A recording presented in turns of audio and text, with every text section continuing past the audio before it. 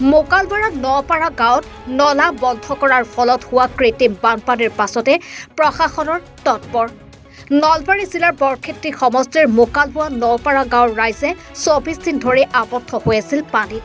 নলবাৰী জিলা আয়ুক্তক দৃষ্টিগোচৰ কৰাত পাছত তৎকালীনভাৱে জিলা প্ৰশাসনে আজি চক্ৰ বিষয়া কৌস্তভ ৰয় আৰু বৰক্ষেত্ৰী খণ্ড উন্নয়ন বিষয়াৰ উপস্থিতিত তিনিটাকৈ নলা মুকলি কৰি দি ৰাইজৰ সমস্যা সমাধান কৰে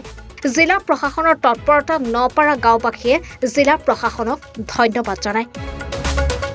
মোকালমৰাৰ পৰা আজিজ আলীৰ ৰিপৰ্ট এনি ভাৰত 24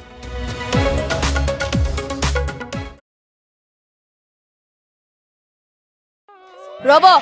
আপুনি যে এটা অপৰাধ কৰিবলৈ গৈ আছে আপুনি জানে নে এই নাবালিকা গৰাকীক এতিয়াই বিয়াত বহোৱাটো যে এটা অপৰাধ আপুনি জানে নে অপৰাধ কেনেকৈ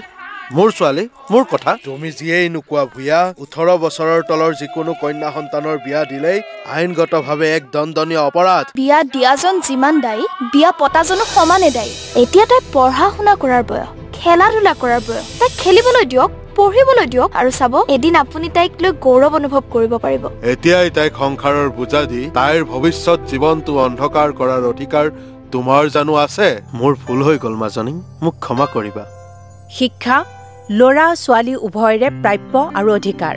আপোনাৰ কন্যা সন্তানক তাইৰ এই প্ৰাপ্যৰ পৰা বঞ্চিত নকৰাব বাল্য বিবাহ ভাৰতীয় আইনৰ দ্বাৰা বিহিত এক দণ্ডনীয় অপৰাধ এনে অপৰাধ কৰি আপোনাৰ কন্যা সন্তানৰ ভৱিষ্যত অন্ধকাৰৰ মাজলৈ ঠেলি নিদিব